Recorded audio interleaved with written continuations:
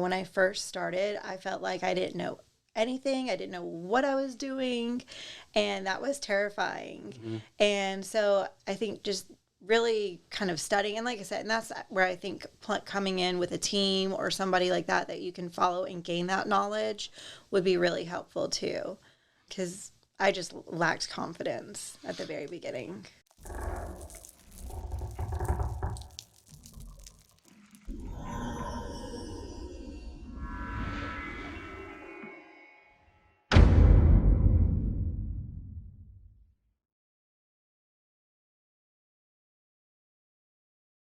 Welcome back to the Real Estate Excellence Podcast. The agent today is in the top 10% of producers here in the greater Jacksonville area. Known for her integrity, professionalism, and unwavering dedication, she goes above and beyond to exceed her clients' expectations. As a native of Jacksonville, she possesses an in-depth understanding in diverse neighborhoods, market trends, and emerging opportunities in the area. Follow her on social media where you can find a very good Instagram page. We're going to be talking about that and how that helps her out. She's consistently adding value to her followers. I am looking forward to learning more about her. Let's welcome one of the newest members of Move with the Momentum team, Tiffany Riley. Thanks for having me. I appreciate you coming on. Yeah. I really appreciate, maybe people say, why'd you, invite me or so? Your Instagram, and you're consistently putting out content. Informative content. Actually, after the show, remind me, I want to show you this Instagram person I think you kind of fall in line with. Actually, you probably steal some of her stuff. She's got tens of thousands of followers on Instagram, nice. But she's a real estate agent over in Orlando. Oh, and when I saw, and I was watching your stuff, and then for some reason hers came on my feed, and I'm like, oh wow, Tiffany could she does it she takes it to another level. And obviously, as you know, with video, you just got to get out there and do it. Yeah. Yeah. We don't always sound great. You might stumble on some words or bite your tongue or whatever. Yes. We've all been there. But I want to kick it off. You're from Jacksonville, but whereabouts? Where'd you go to high school? So I graduated from Sandalwood High School. I grew up in the intercoastal area. Actually, my wife went to Sandalwood. Okay. Yeah. Yeah. Nice. So you're 18 years old, graduating from Sandalwood. I mean, what inspirations? I know you did some modeling. Tell us a little bit about that, and what were you doing as a young Tiffany? Yeah, so I had no idea what I wanted to do at 18. I did get into modeling, and I was I had my cosmetologist license as well. I was doing nails right after I got out of high school. I started going to college, still did not know what I wanted to do. Then I got more into modeling, and that just kind of grew. And then I went down to Orlando, lived there for a little bit because it was convention capital, basically, right. And then I ended up moving out to California after that. So I was like, well, I can always go back to school, do modeling now, and just blew up. Give us a little, obviously, just like real estate agents, I mean, people have a perception of what is modeling, right? That, everyone, we could think of either, if there's models on Sports Illustrated, you got models on Victoria's Secret, you got runway models, you got, these things they're doing, but you're working a lot locally. What kind of, work is, I mean, I assume you're not on any salary, you're paid by the gig, right? Right. Type of thing. Yeah. What kind of, do you get with an organization that, I guess I want to use an analogy like a temp agency that temps models, hey, they need models for this, or they're, the last time the Jägermeister models. That was a bad night. But I mean, then it was fun. It was until later. But what kind of work, as a young person trying to get into that field? Because I imagine it's like, it could be like podcasting. Or you got to just keep doing it until maybe someone finds you, right? Yeah. So what kind of jobs and types of things that you were doing? So I actually started in Hawaiian Tropic doing the competitions for them. And then I went out to Hawaii and did their huge competition. Some people found me that way. And then I got an agency. I had a couple of agencies. I had one in Florida, and then I had some in California as well. So they would, find work for me and everything. And then also, too, just friends. I had a ton of friends that were models. So they would tell me about jobs and, refer me. And it was a lot of networking, too. Yeah, I was going to say that was my question that was coming to my head is like, I mean, you probably met some interesting people. Yes. Yeah. Oh, yeah. Do you remember anyone you want to share? You don't have to change their name, but anyone unique or a unique story that you could share with us from who you met in the modeling? I'm gonna dig deep on that one. I'm throwing you on the spot. Yeah. I don't know. Those were my party days too. Right. It was all a little bit of a blur. But I imagine also they took you some interesting places in Hawaii and Trackbook. I imagine, Yes. for shoots or whatever. Yes. Yeah. Yes. I went to Molokai. I've been to Mexico. I went to Alaska. I've been to Japan. So yeah, Wow. a lot of cool Interesting places. Yes. Yeah. Any place that you would look back and say, man, I remember going there for money. I need to go back now as an adult and venture around. Yeah, I definitely want to go back to Japan. That was really cool. What'd you find interesting about Japan? It was just amazing. It was, we went to Tokyo, so it was just so overwhelming. And we did have a translator, which helped. So if I do go back, I might need a translator. We get the cell phones that translate now. That's true. That's true. But, all the different foods and everything. And Right. Yeah, it's just completely different.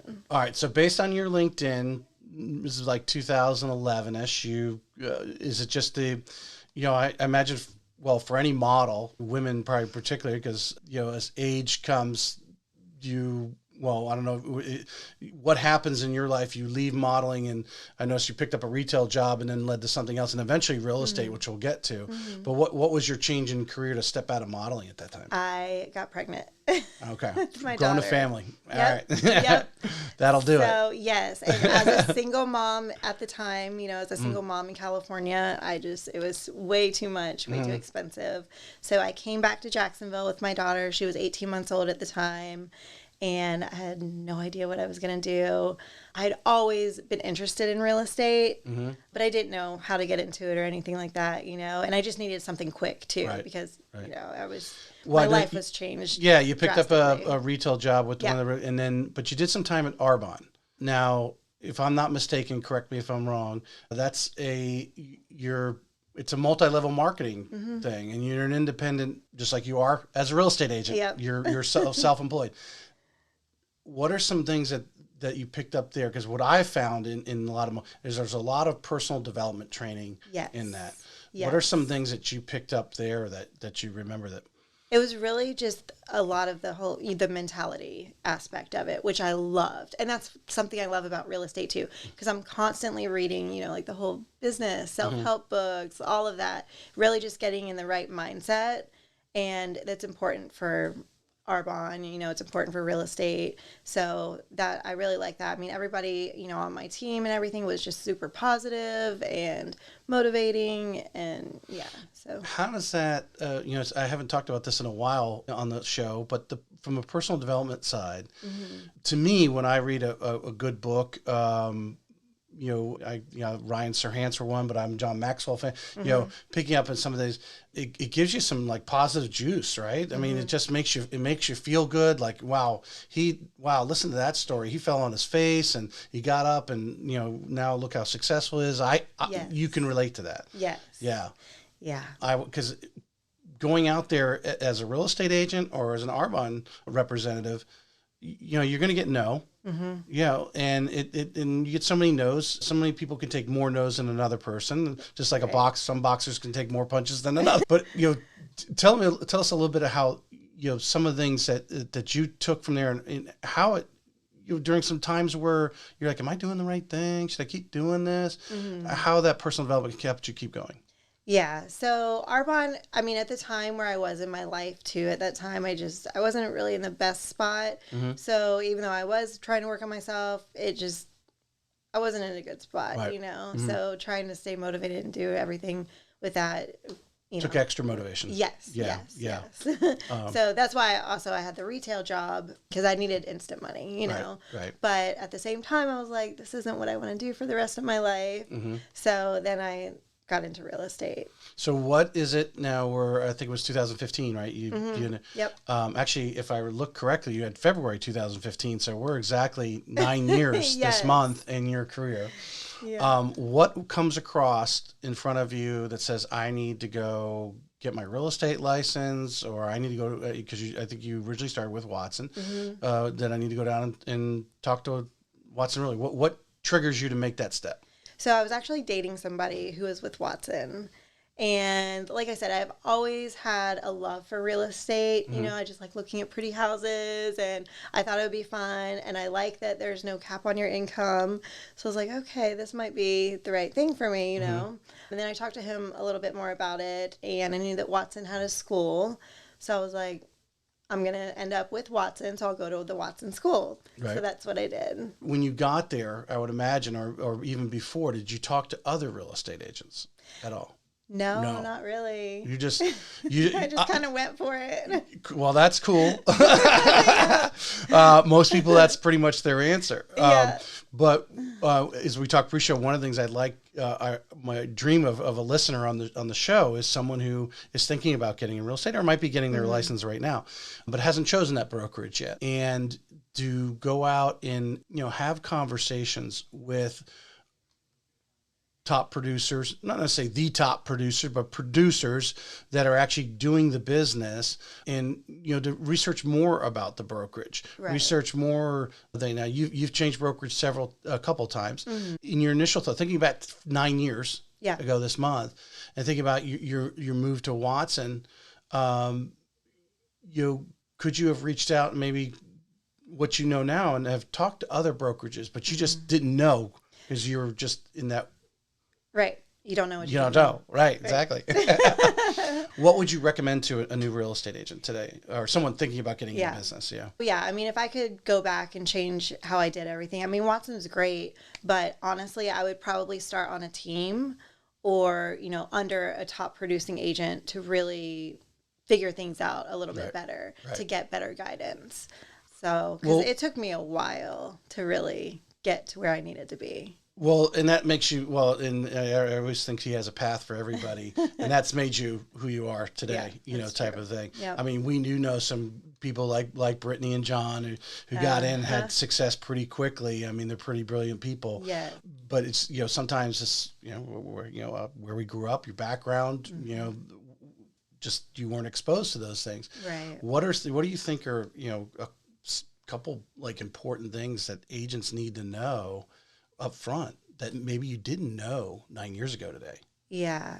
I mean, honestly, the biggest thing for me was confidence. When I first started, I felt like I didn't know anything. I didn't know what I was doing, and that was terrifying. And so I think just really kind of studying, and like I said, and that's where I think coming in with a team or somebody like that you can follow and gain that knowledge would be really helpful too, because I just lacked confidence at the very beginning. You're modeling for 10 years. But you had to draw back on that sometimes because you're standing in front of people. A lot of times you're in your bikini in front, Hawaiian tropic, right? That's what you're doing. Yep. You've got to have a lot of confidence, and we know a lot of people we're our biggest critics, right? Yes. No matter what you look like, we're always critics. Oh, I wish I was a little this, a little that, a little taller, a little skinnier, whatever, right? Type of thing. And that's a different. I think it's a different type of confidence. Yeah. Yeah.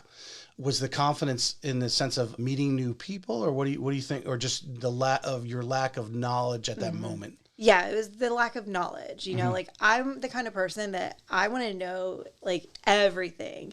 I want to be the expert, Right. So yeah, feeling like I didn't know exactly what I was doing was terrifying. So let's talk about that first year. Yeah. I mean, let's talk about some of the terror. I started studying back last summer. I actually dove into what you guys have to learn. And I've been doing mortgages for 18 years. So when I go and do the continuing ed for the mortgage stuff, I'm got half an ear on it because it's the same stuff over and over again. Yeah. The dates actually don't change. Maybe how much you have to pay to renew. Like they'll ask a stupid question like that. Right. But some of the stuff that you guys have to learn is you got to learn it. Yeah. Now you may never actually recall it later. Right. But there is a level of competence that you have there. But were you like many agents that realize this test has nothing to do with what I'm walking into every day? Exactly. Yeah. Yes. I just completely felt unprepared. So what do you do to try to overcome this? Because obviously you stayed with it. I'm sure there was many times you probably like, do I want to do this really? Yeah. Yeah. Yes, many times. What are some of the things that you started doing to start chipping away at your, we'll call it at this time, a lack of experience and knowledge? Yeah. Also, when I was modeling, I also did makeup too. And I was basically a self-taught makeup artist. And the way that I taught myself was by watching YouTube videos. Oh. So that's kind of what I did with real estate. I just watched everybody that I could on YouTube. And this is 9 years ago. Yeah. Yeah. And I read as many real estate books that I could. I just dove in and tried to gain as much knowledge as quickly as possible. And Watson also has a great training too. They have videos that you can watch, and you go to success school and all that too. But so I just picked up education from anywhere that I could. I went to NEFAR to their classes and just tried to learn as much as I could. Well, it's a great point there. I mean, how important for a new agent is to, there is countless education things going on right now, whether it's at NEFAR this morning, or a lender like myself is doing a lunch and learn today, or a title company, whatever it is, to find out where these things are and put it into your schedule. Yeah. I mean, especially for a new agent, fresh, jumps into real estate, the potential, you just got to figure out how to get there, right? How important is it to find these places? Yes. Yeah. And still to this day, and that's one thing that I love about Momentum Realty too, is because we have so many trainings, and you don't have to go to all of them. You can pick and choose. But since I've joined, which was in January, I've tried to go to almost all of them because they're so valuable. Right. So, what do you think are some of the most important ones? Because I imagine you've probably heard the same different people teach this the same subject, right? But they teach something different. Yeah. What do you think are couple of the first trainings that people that, again, a new agent that first year or two really should be an expert at? Contracts. Yeah. You need to know your contract inside and out. How many different people have you heard give a lesson on the contract in 9 years? A lot. Yeah. I was watching something, a reel popped up. It was talking about the FAR bar contract versus the NEFAR contract. What's the difference? What's in it? And you have to go see different instructors, because different instructors think different things are important. Yes. Yeah. I won't ask you think the most important, best instructor is. All right. You went to Florida State College, Jacksonville. What did you study there? Oh, so I didn't I wasn't there that long. Yeah. Well, you saved yourself a lot of money. Yeah.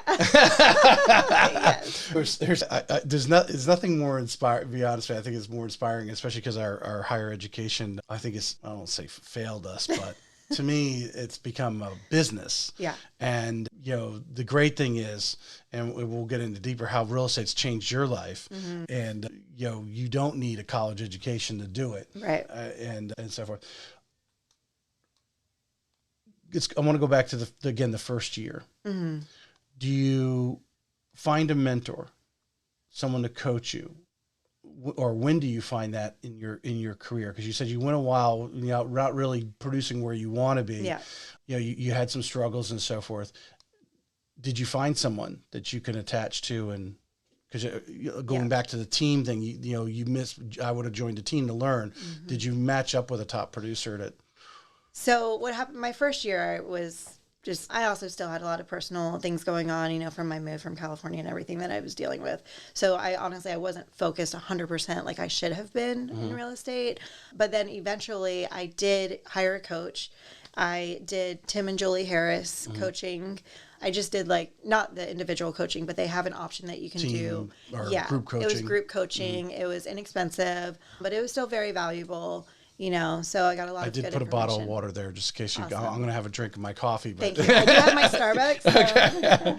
So how did the coaching, go back to, because, I've had Jake Dixon on with the locker room last month. That's all he did. He got into real estate. He says he's only sold one house, and he quickly people realized coaching was his expertise, because coaching is not necessarily the ABCs of real estate. It's evaluating your business, right? Give us some things of how that started to move the needle for you.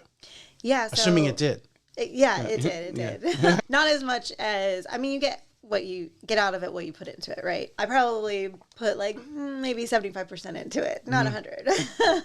But I got my pre-listing presentation from that. I got my listing presentation from it, which I really needed. So that was great. I just, I feel like I became more professional in a sense. I had systems in place. I had presentations. So that started that whole side of everything. Did the coaching start to give you a larger picture of what real estate was all about, or really what the entire picture of what your business as an agent is? What are some things that like I said, give you a listing? What kind of like exposure did the coach give you? Like, whoa, hold on a second, this is bigger than what's in front of me. Yeah. So then I realized, I can't just rely on one thing. Then I started getting into expired and for sale by owners and the whole lead generation and figuring out different ways to go about it. So all right. So the list, you said, what are some things that you took away though? I mean, that you're still, because this was what, 2016, 17? Yep. You got your coach? Yep. Okay. What are some things that you're still utilizing today, or took and maybe tweaked it a little bit? Because I think techniques always got to be moved as the market moves, right? Right. Yeah. Whatever the market, what are some things that you took from them that you're still using today? So basically my pre-listing presentation, I know a lot of agents don't use them, and I got an expired pre-listing packet. Sorry. My pre-listing packet, and a lot of agents don't use them from what I've heard. And I got a huge expired listing just from that. He said, "You're the only one that sent me this."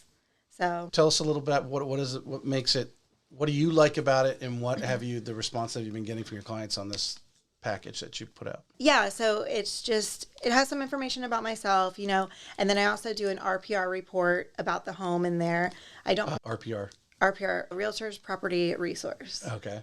But I don't put an exact price point on there. I do like a value because I haven't seen the home yet.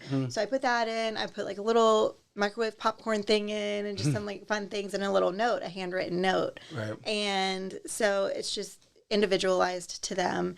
And usually I'll have like a courier take it out the day before, or, an assistant, or if it's close to me, I'll just drop it off on their front door or something like that. But I do it the day before the listing. Okay. So they called you, say, "Hey, Tiffany, I want to talk to you about listing my home." You put this report together, assuming you have time. It's not like, "Hey, we're meeting tomorrow morning." Right. So you want to get that out and have them at least browse this package before you actually come out. Right. Correct. Okay. Yeah. What do you think it is important? You said that there's stuff in there about you. What do you think it's important for that customer, the listing, the seller, to know about you? So basically it's just my bio, but it also has my marketing in there, and I'm trying to think. So I actually just switched my presentations over since I switched to Momentum. So I'm trying to decide if I still want to use that one, or now I'm playing with some different things. But it just gives them information about myself so that I don't have to go over a huge presentation the day of. Right. So they feel like they already know me. Well, that kind of, my first initial thought when you did is like, okay, are you putting your, like, say, your social media stuff on there? Because you do have a great Instagram page.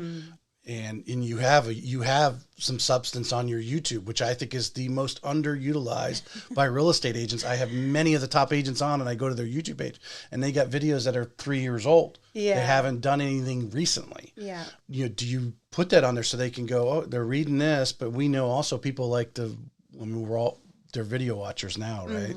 Yeah. Do you make that connection to try to put them over onto those pages? So I haven't, but I should. But I'm just now trying to get better with my social media. That's kind of a newer thing.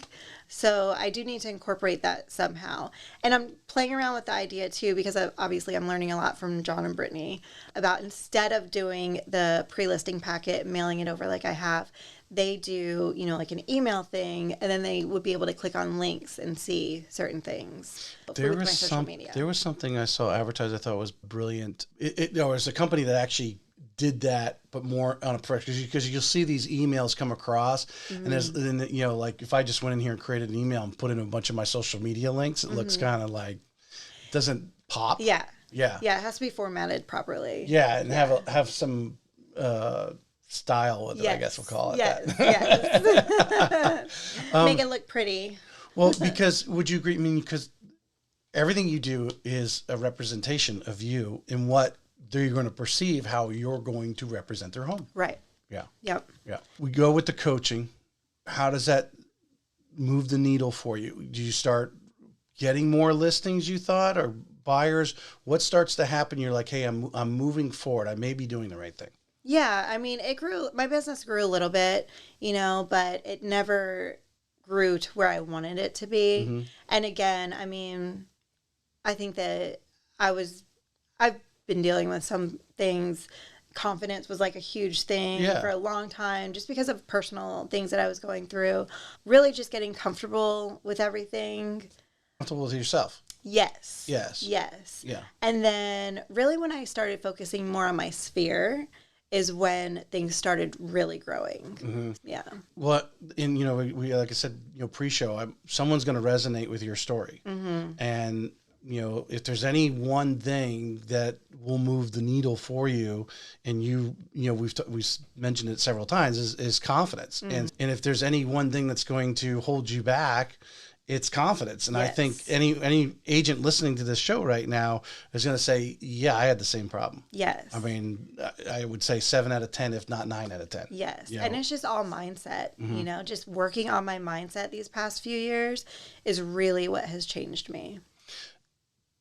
Let's speak to that, because that's a big, mindset is a big mm-hmm. word. We see it a lot on the reels and the top producers. It's all mindset. Mm-hmm. If you want to be a millionaire, you got to have a mindset. Yep. That whole thing, which I would agree. You and I know people win the lottery and they blow all the money because they just don't have the mindset on how to deal with that. Yeah. When you say mindset, what does it mean to you?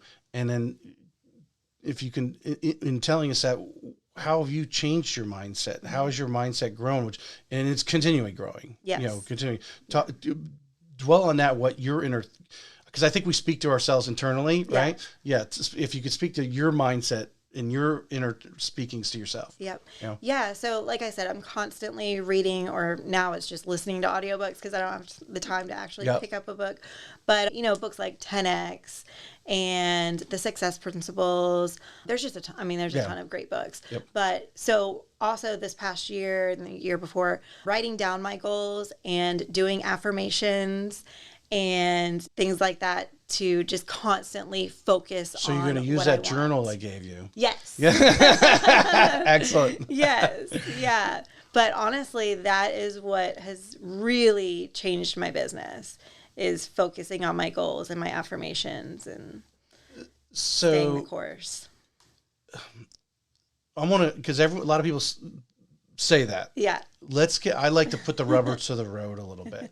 What are some things, and it doesn't have to be necessarily, sometimes we put a goal or put a thought or whatever it is. And maybe we get to a point where we didn't actually get there, but during the journey, we actually realized, the goals are just a little different, and we tweak it and get there. Right. What are some things you started finding yourself by writing these things down? What are some of the things you started finding yourself doing to get there?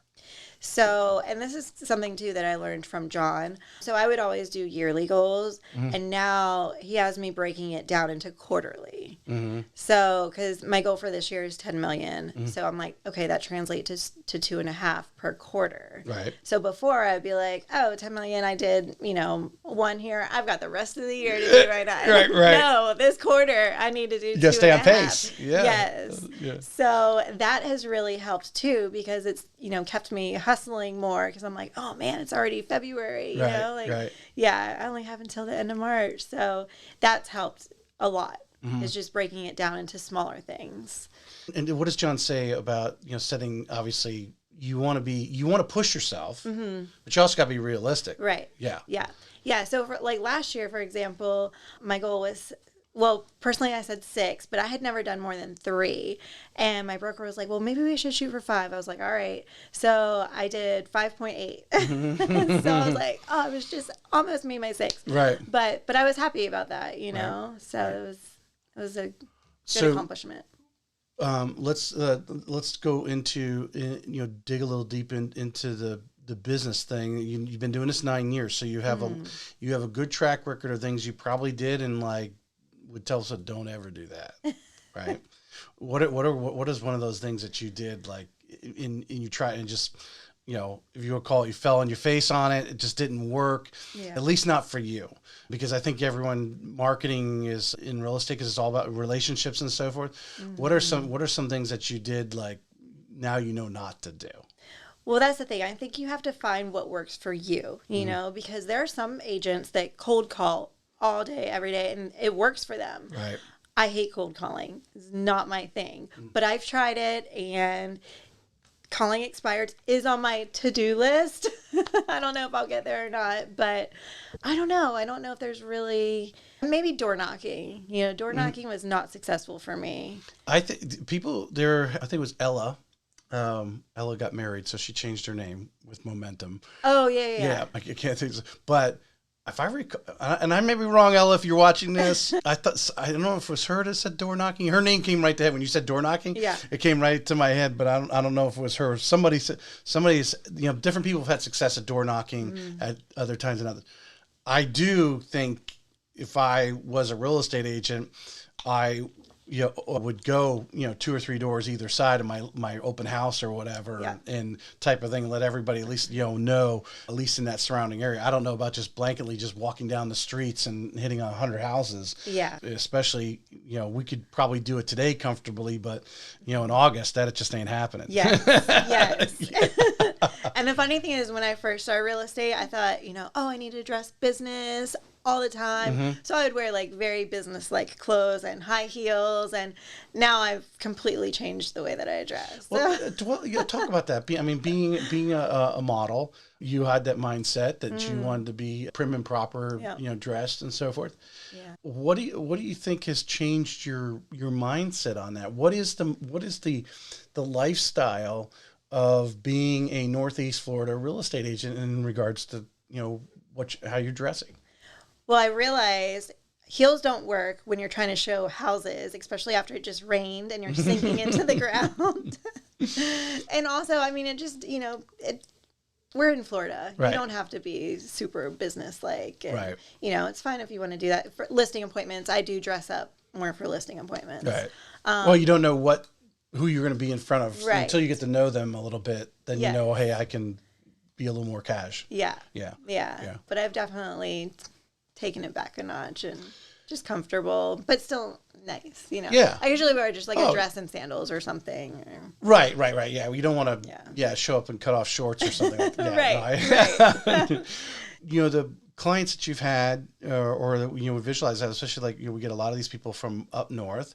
They're coming here now. They have the jacket and tie thing, but when they enter across the Florida line, they have more of the casual mindset in my way. I'm from the Northeast. Yeah. And I know my wife has said it a couple times. It's funny. She's from Jacksonville and went to Sandalwood. Okay. And she's like, a restaurant and, you need to wear a tie. I don't know anywhere in Northeast Florida that you have to wear a tie in any restaurant. This is Florida. Right. Yeah.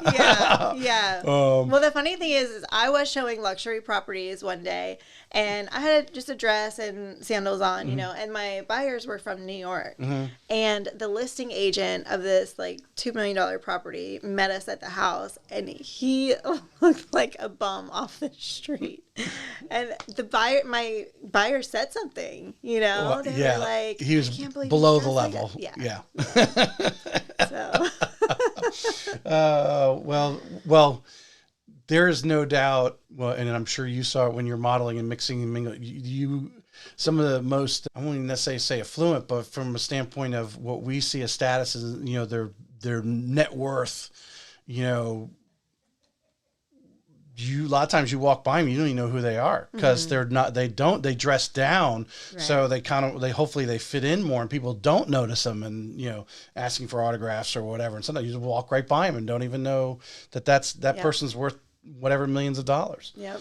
Let's digging into business. You mentioned earlier from your coach, you improved your listing presentation and buyer's presentation.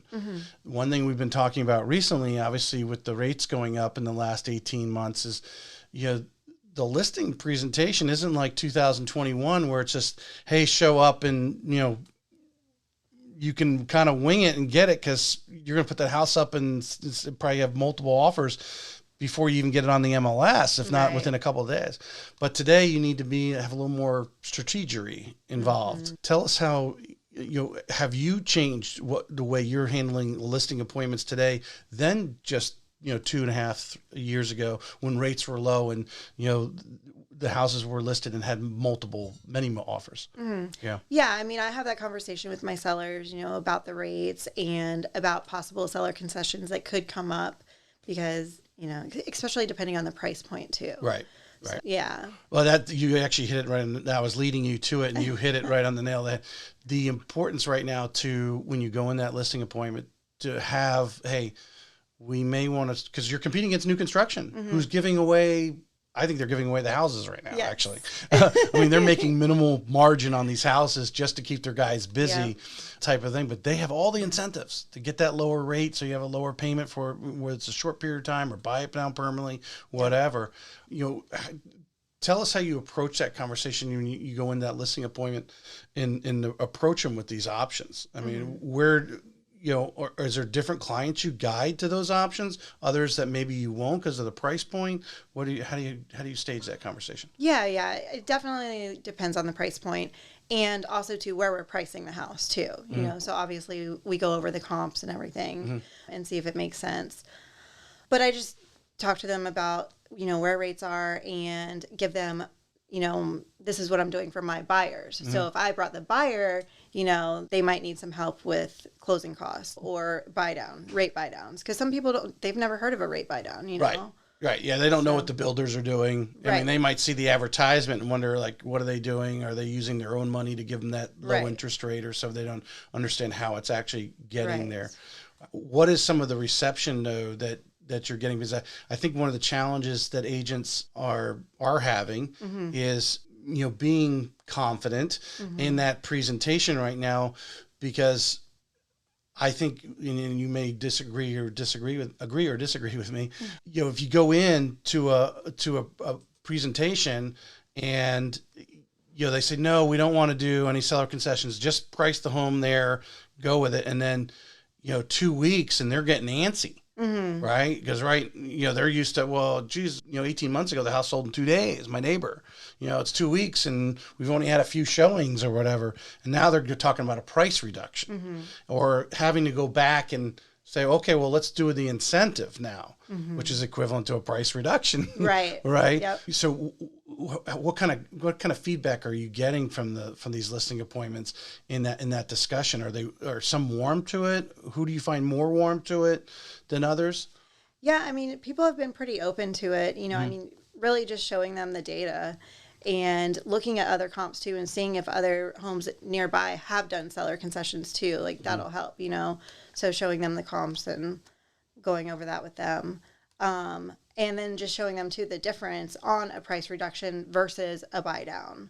So, because sometimes it's a lot cheaper to do the buy down than the price reduction. And your neighbors like you better because the house sold for more. Yes. And we're not really having a problem with appraisals. Have you had any issues or some low appraisals? No, I haven't recently. I think the appraisals are there in ripe for the do the buy down. And from the lending side, to someone listening right now, you don't necessarily have to do the buy down. It's here we're going to give you money towards closing costs or buy down, whatever you want to use it for, because every buyer has a different situation, whether it's a low payment or they're short on cash or both. Yep. Yes. Because qualifications. Have you had one of the hot topics? Well, I think it's again last 18 months, 2 years now is insurance. Have you run into any issues with your listings or with the buyers where insurance has become a kind of a factor in the? Not necessarily. I mean, we've had to replace water heaters due to insurance, but I do have a listing appointment coming up this weekend that the roof is 18 years old. Oh, yeah. That's gonna, be a fun one.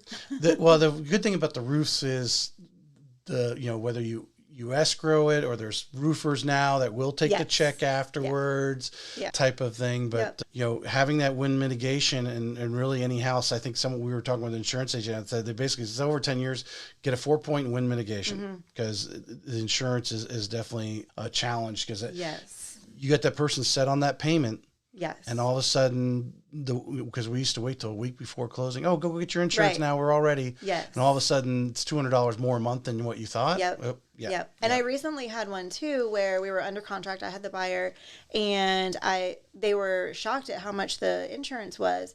And I asked what the current owner's insurance was, and my buyers were getting quotes for $1,500 a year higher. But it was, you know, most likely because they've had a lot of claims. Because they were talking about their insurance credit score, you know. Oh, wow. So I don't know. Well, yeah, I mean, again, and I want to continually I had Cindy on, she's on the NAR board for insurance. And because this is a national problem. It's not, we know, I think Florida is a focal point, but when I speak to people in other states, it's an issue everywhere. Yeah. We just have more litigation than the average state does, and therefore has caused the issues. Yeah. But one of the tips that Cindy had was, when she was at RE Bar Camp, was, you know, getting the actual declaration page from the current owner and share it with the new insurance brokerage. Okay. Because there's things on there. And flood is one of the biggest things that you can assume the policy, which could save you thousands of dollars by assuming the current policy versus going and getting your own new policy. And there's little tips and tricks in that. So I'm planning to bring on Cindy more often to give us those little tips and tricks there. Because I think your job is and it falls back on the loan officer a little bit too. But to be that next stage real estate agent, insurance ain't just a slam dunk anymore. Right. It ain't just, it is what it is. Right. You have to, and then the David Heekin on the other day talking about property taxes and portability and everything, and being knowledgeable on those areas and educating your buyer to prove your value. Yes. Yeah. Yeah. That's what I'm saying. When I first started, I didn't know anything. Right. Right. And it's like, there's so much to learn, and you don't learn that in real estate school. And then some of the stuff you learn changes. Yes, exactly. So it's always moving. Yeah. Actually, I'm going to switch up my order of questions here. You were happy with your 23. You felt you moved your needle a little further. You know, you exceeded your broker's goal that they had set for you, as you mentioned earlier. Yeah. What are some of the things I'm going to combine? Actually, we'll combine this, because I think your move to momentum was part of your 24 plan, right? What are some of the things that you're going to excuse me? What are some of the things that you're going to do, or have on your in your notebook, your quarterly goals and so forth? What are some things you're going to do maybe a little differently, maybe a little more of than you did in 23? Yeah. So this year I'm really focusing on my database and, my sphere. So we just had a class on this from Momentum, and the way that John and Brittany did theirs is just mind-blowing. So I'm super excited about it. I've learned a lot. I'm going to do a client appreciation event this year, which I've never done. It's always been something that I'm like, oh, okay, I'm going to do it. But, he's like, you have to plan it. You have to put it down at the beginning of the year or you won't do it, which, I haven't. Right. So that I'm going to do. And I've just really upped my game with them. I'm using Lolo gifts, and we have a focus program. Actually, the second agent has mentioned that. I love Lolo. Yeah. I get so many messages. It's the only thing that people actually really respond to me on. They're like, oh, thank you so much for this, Yeah, it's great, and it's very inexpensive. So I love Lolo. And there's different ways too. You can touch them before the Lolo goes out and just say, hey, I want to let you know that this gift is coming. It's just extra touches throughout the year. Right. And just so those who don't know, I'm trying to remember who was on recently in the last month or so that mentioned the Lolo gifts. It's obviously a way to touch them. You're sending them a coupon gift of some local small business that's in their area, because you can regionalize it on Northeast Florida, or wherever you're at, but you do for wherever they live, something near them. Might be a free ice cream or free sandwich or something type of thing. But how important is it? John probably has a plan. If you can, as you probably learned in this training, what do they feel? Because everyone's a little different. What do they feel is the amount of touches that you should be doing on a monthly, quarterly, yearly basis? I want to say it's a little over 100 per year. Wow, Yeah. that many. Okay, yeah. So Lolo's going out once a month. Yes. Okay. And then I also use HomeBot for sellers. Are you familiar with HomeBot? I am familiar with HomeBot, but how are you using it? I just basically put their information in, and it just sends them out a monthly email. Just updating them on their on the value. market conditions. This is where, yeah, type of thing. Is probably a little more colorful than them just going on Zillow and saying what Zillow thinks their value is. It has a lot of good information. It has, if you wanted to refi, if you wanted to rent your house out, this is what you could do. So it just gives them different options. And then I get an email, I think it might be weekly or bi-weekly, saying these are your top contacts. Like this person did 3 activities. Yeah. Mm-hmm. Yeah. Like they're really like diving in and looking, so they rank them. So I like HomeBot. I think it has a lot of valuable information. What does that email look? I mean, it's got to be, obviously HomeBot has their brand on it, but they're not really selling to consumers, the end consumer. Anyway, you're their consumer. Right. What do you feel the branding on there for you is to remind that agent or that homeowner that this is coming from Tiffany? Yeah. So my information's on there, and I'm co-branded with a lender too. Okay. Yeah. Yeah. All right. So you feel that it gives you a reason to call them, right? Is that what you're using? I imagine if they're clicking on 2 or 3 things and doing a little more research, might give you a couple of days, might go by and give them a call and say, hey, what's going on? Yeah. And I track it too, and I keep up with their home value. And for instance, one of my past clients, I noticed that their home value was a little bit off. So that was a reason for me to reach out. I said, hey, I noticed that you looked at your home, but I wanted to let you know that that's a lot lower. I don't agree with that. I'm sending you over an updated market analysis. Yeah. Good. That puts it in. Wow. That is actually, I mean, to me, if you did that, it'd be like, wow, Tiffany's on top of her game. Right. Yeah. Yeah. All right. But 100 touches is a lot. Yes. So what are some other ways that you obviously, well, you just mentioned you want to have a client appreciation. You're building your business up to that. Yep. And you want to have that this year. So that'll be one big event, but it will give you a reason to touch them a handful of times, inviting them, right? Yes, exactly. Type of things. What are some other things that you're doing or John suggests you're doing that you're going to implement? Yep. So I want to come up with some sort of like giveaway for referrals or something like that, know. I'm still working on putting that together. And then I also send out... watch your RESPA guidelines, that's all. Yes. Yes, I know. That's what I'm saying. I have to put it together properly. Right. Yeah. Right. And then also I mail them out a newsletter every month. And it also goes out as an email too. And that's something through our focus program through Momentum as well. So I was just doing postcards, and John informed me that it needs to be trifold in an envelope so that they open it. So... I use send out cards is what I use. Okay, I'm not familiar with that. You're going to get a thank you card from me for coming on the show today. But the reason why I do use send out cards, it's tough to do. It's because it's personalized, which, it's not like you're selling 200 homes a month and like, oh, I got to make 200 cards. Right. That way you'd have to mass produce, the same card, or maybe it changes their name on it, but it goes out in the same generic card. But what Send Out Cards does, and there's other companies that do this, but I like the way Send Out's platform is, and I've been using it now, good 3 years, if not longer. But it's a subscription and the postage is included, but I can go in there and take their photos off Facebook, because there's nothing that blows a client away than to open that envelope. And unfortunately the envelopes, they're machine printed. I mean, right. you have people, you open the envelope, but when they see their picture, they see the picture of their family on there. I had a recent agent, John, if I could, we'll just leave it at John. John wants to tag on here, he can. But, when I did a little market update with him, because I've had him and his wife on the show, and I just said, hey, John, let's talk about what's going on in Nocatee.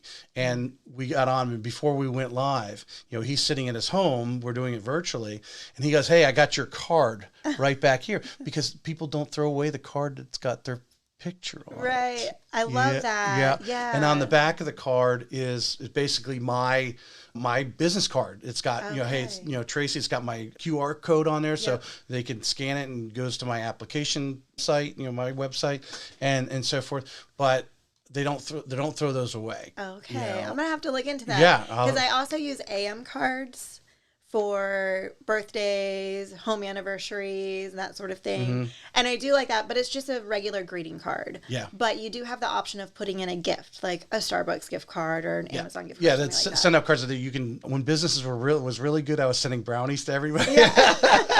It's slowed down. That's why you're not getting your brownies right now. But yeah, you can attach brownie to Starbucks gift card, or they have a bunch of little. They have a whole thing of little gifts that you can send them. Nice. But the important thing is, you hit them. They remember you, right? Yeah. And nothing. I'll tell one other story about selling send out cards. When I first started doing it, we had this guy come in to the lender I was working for at the time, and he did some trainings and so forth. Well, I made a card and thanked him for coming to it.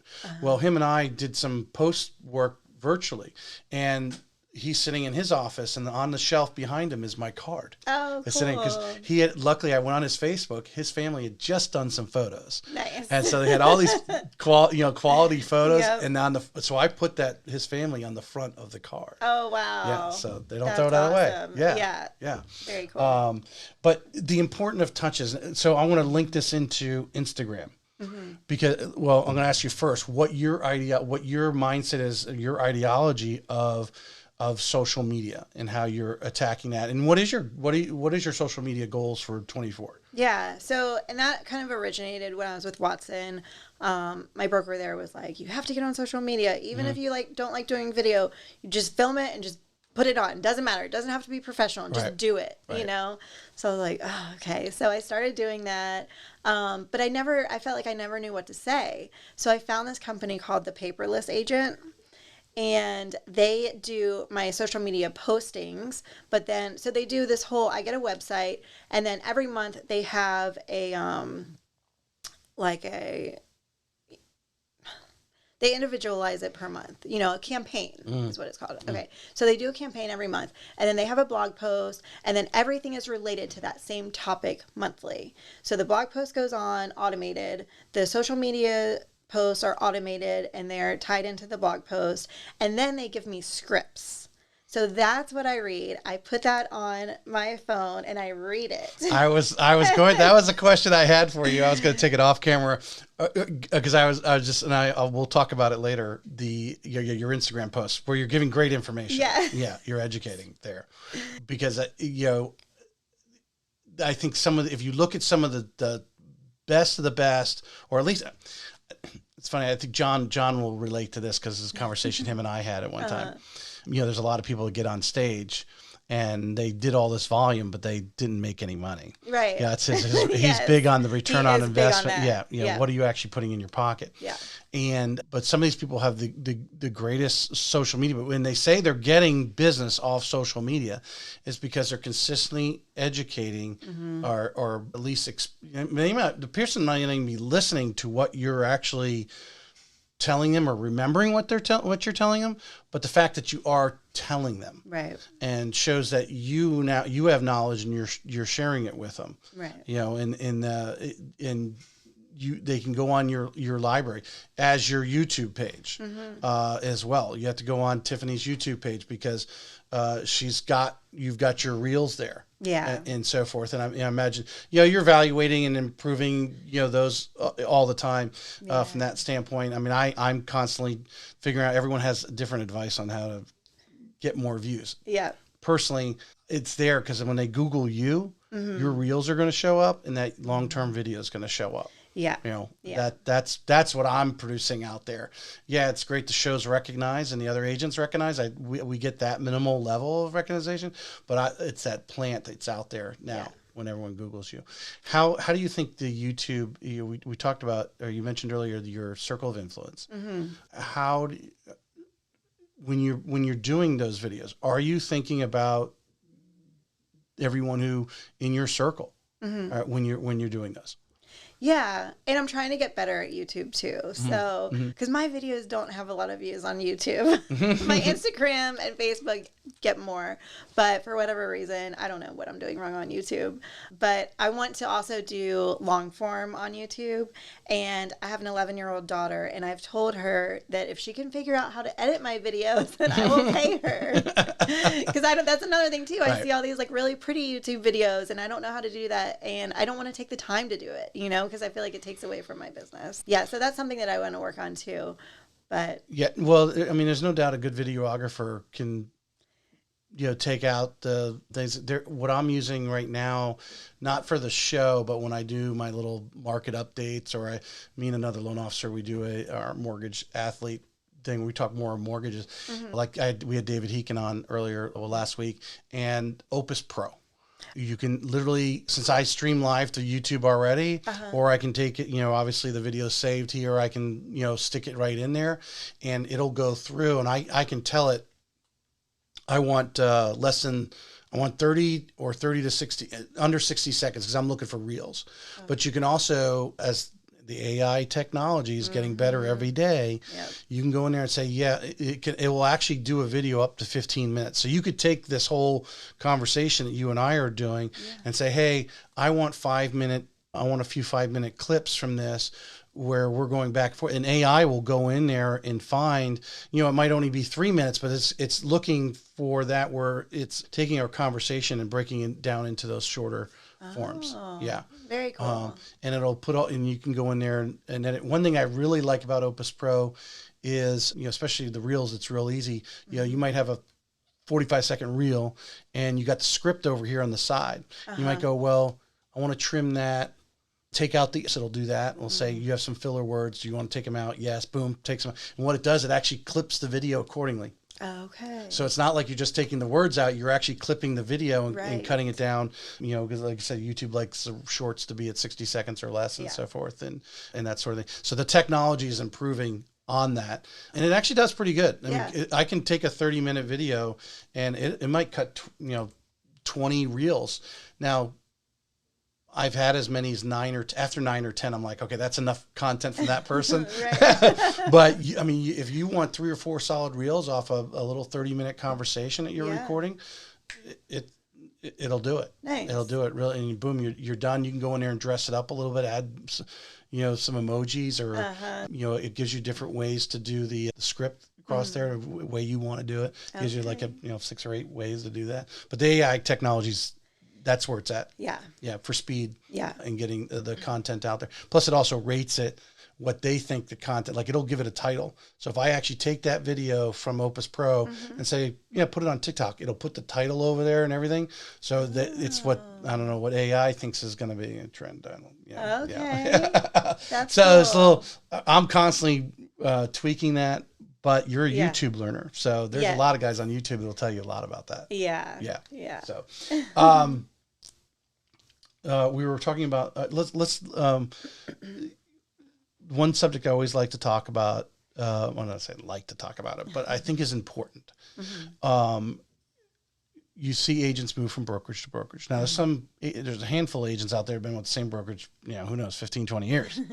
Whatever. But I think what they learned is they've gotten to a level where they're self-generated anyway. Right. They just learned faster, had a better mentor, whatever, whatever they're doing, they're producing, so they don't see a reason to change. Right. But tell us a little about your growth. We talked about the brokerage in between in going to momentum, but what you've seen, and if you were talking to a girlfriend about getting into real estate or who's in real estate, maybe not be doing as well, the importance of the brokerage or maybe joining the team and how much that adds to your business and back to that mindset part. Yeah, absolutely. That's what I was going to say is just mindset, so definitely being with a brokerage that does have the same mindset as you and can really help motivate you and just has that energy there. It's extremely important. So, well, some people can self-energize. Yeah, there's no doubt about that. But some of us, we want that. Like you said, the personal development energizes you. Yes. John and Brittany, I mean, they're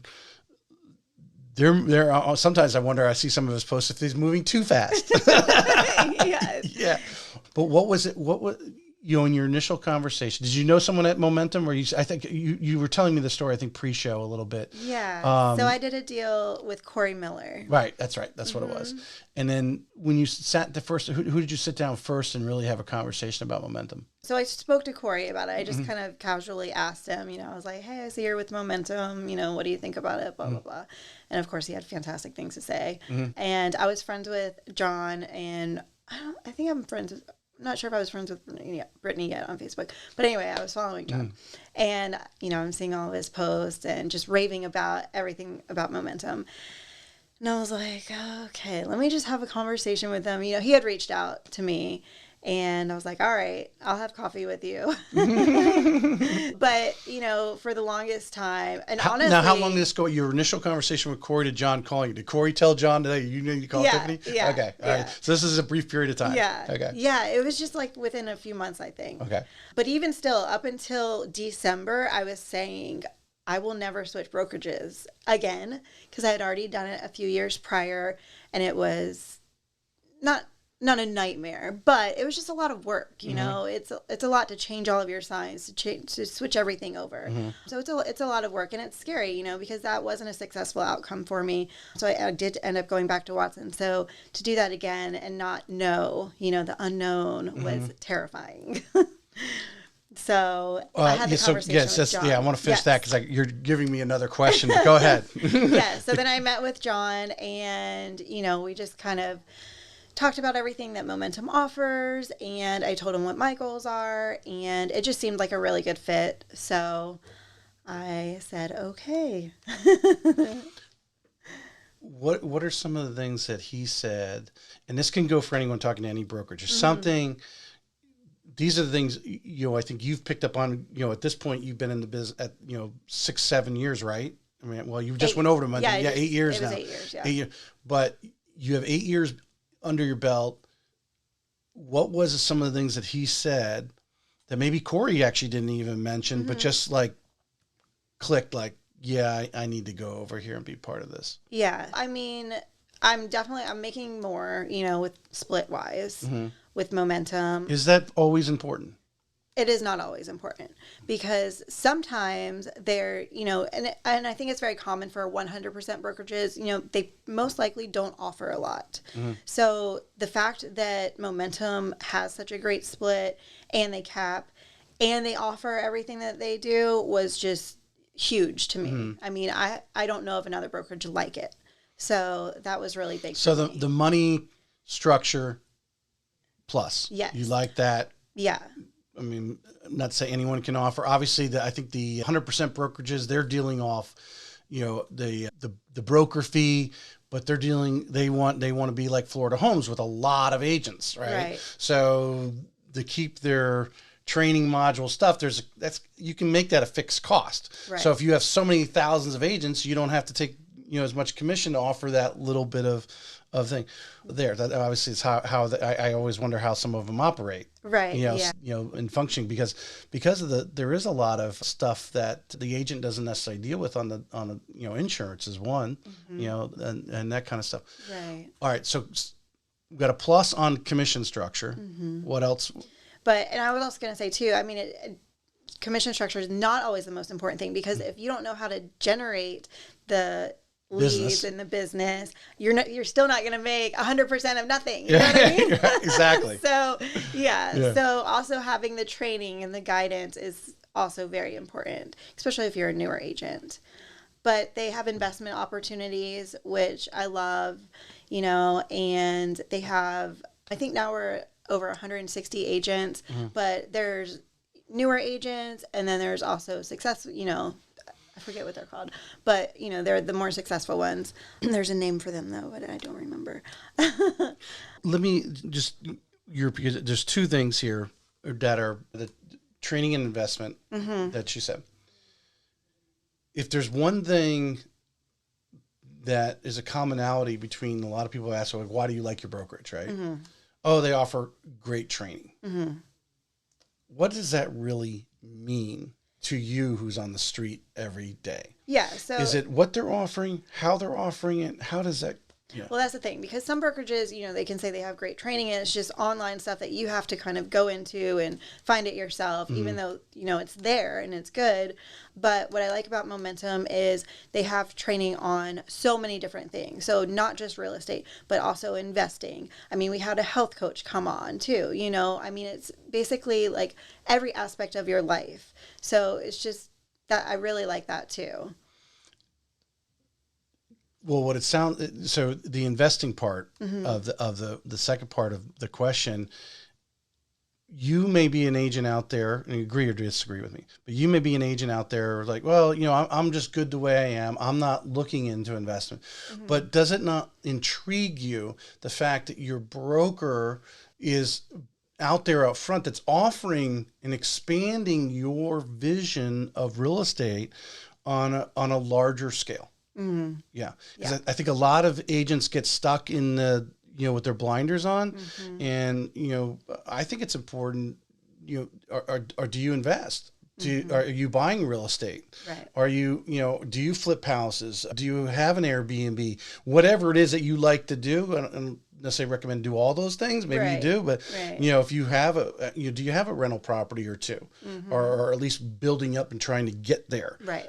Because one thing I've noticed in 18 years from the loan side is I've had agents come to me like they don't even know how to talk to a potential buyer of an investment property. Like, oh, this guy wants to buy investment properties, and they like panic. Right. Yep. How I mean, did that even when he said that and all, because he puts a lot of it on social media, what he's doing, which he should, because he wants to attract other agents and so forth, which might be, obviously some of the things that you saw, but that they are, pushing the envelope as far as a mortgage broker in town right now. Yeah. Yeah. Yeah. Yeah. So, I mean, and that was something he recently said to us too. He said, he's challenging everybody to do one flip this year.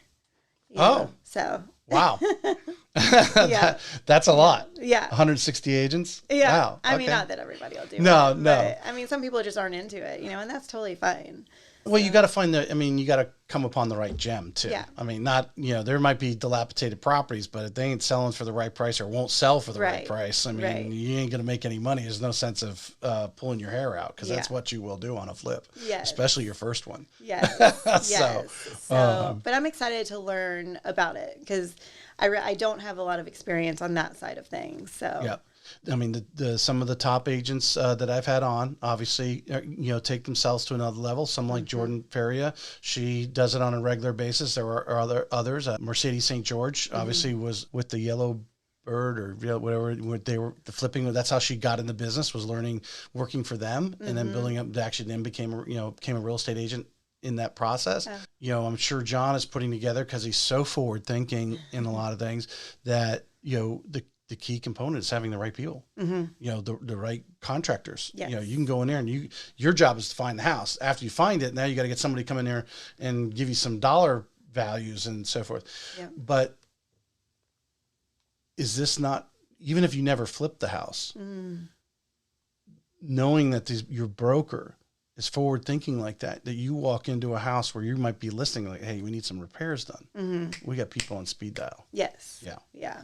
Because I'm sure you've experienced it 9 years trying to get a contractor to come in and do some work. Yes. It's Florida. If they show up, that's the great. Yes. I mean, and I've always had my, list of vendors. Right. But over 9 years, it changes, on a regular basis, because they either just stop or, I can't reach them anymore. Yeah.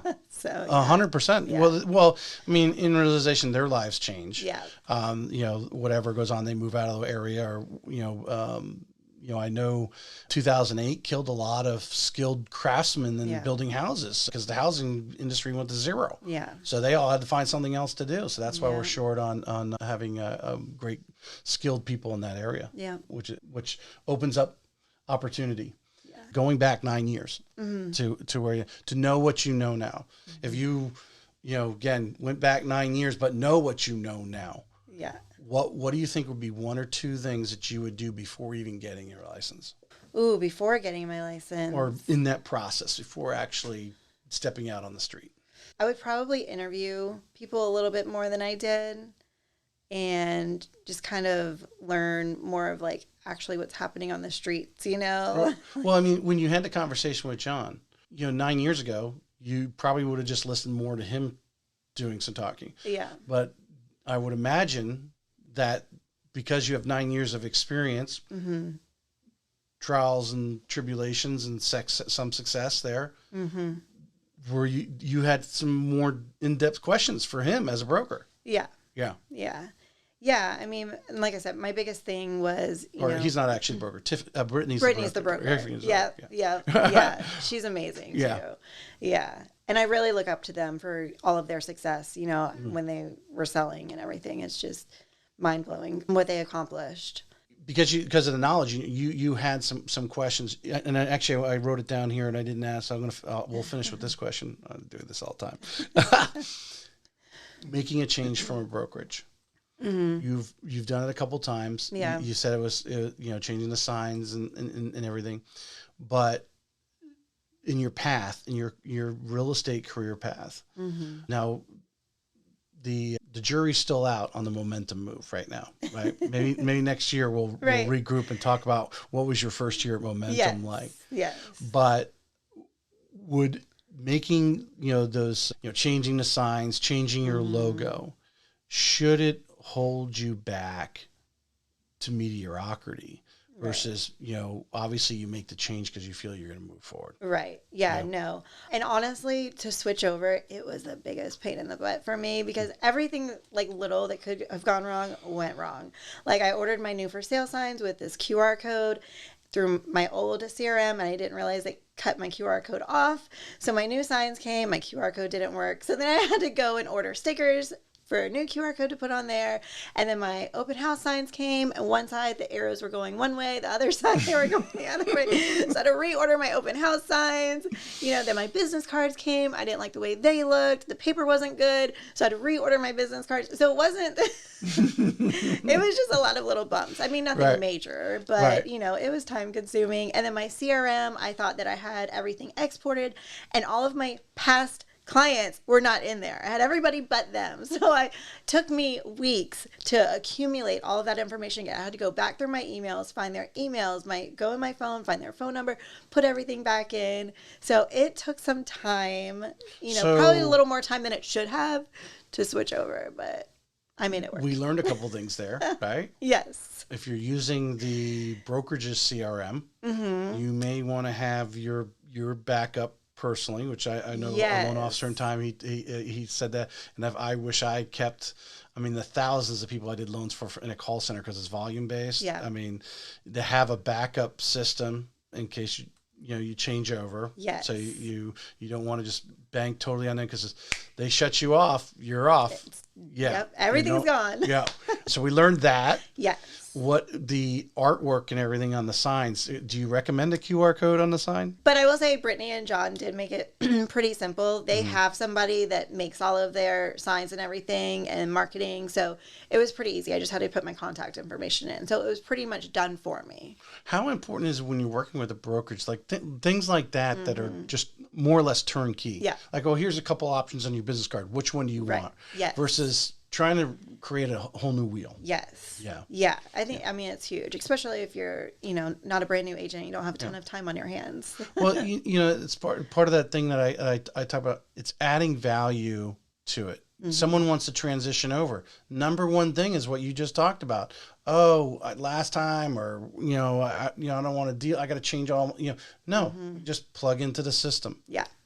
And go. Yep. Here's a couple different options. These are the 3 most popular business card styles we do. Boom, go. Yes. Because in reality, the business card, it should look good. Yeah. But it's not a make or breaker, No. And now a lot of people are using the digital business card too. Yeah. Which I personally like that better, because then you can get the other person's contact info. I have more contacts in my phone from people who just sent me from share contact from their phone and shared it over to me. Boom, boom. Now that person's information, they're never taking it off a business card. Yep. Yeah. 100%. Yeah. Tiffany, I appreciate you coming on. Yeah, thanks for having me. I think we created some great content today, and everyone got to learn a little bit about you. Yeah. We got some great cutouts for John and Brittany for some highlight reels, as we did last week with Hannah and Carlos. Nice. As Carlos is very passionate about momentum. Yeah. But I, having both of them on the show, I know what you're, a little bit about what you experience in me. I just think they're amazing people, in again, the energy that's coming from them, and they're a force and continue to grow as a brokerage. But hopefully you're going to have, I know you're going to have a very successful 24 for you. So I appreciate you coming on. Yeah, thanks for having me.